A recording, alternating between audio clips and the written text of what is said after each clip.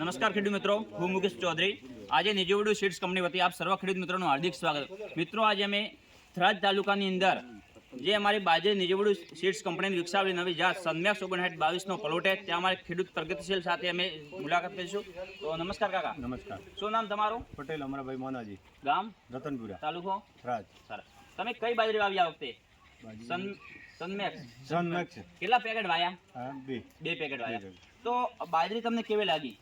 હારામ સારી. સારી લાગી. હા. હાઈટની વાત કરો, હાઈટ કેટલી અત્યારે? હાઈટ હે 7 ફૂટ છે. 7 ફૂટ હાઈટ છે. હા. ગરમી સામે કેવી છે? ગરમી છે જારી. ગરમી સામે ટકેવી શકે? હા, ટકી શકે. બરાબર. હા. તો આપણે બીજા ખેડૂત મિત્રોને પૂછ્યું, કાકા શું નામ તમારું? મારું જીવાભાઈ અલાજી પટેલ, બરાબર. તમારું ગામ?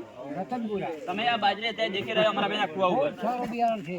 એમાં શું ખાસિયત શું છે બાજરાની? બાજરી એક તો ડુંડામાં તોડો વધારે, હમ. એક તો સુધી ભરાવદાર, બરાબર. બરાબર. હમ.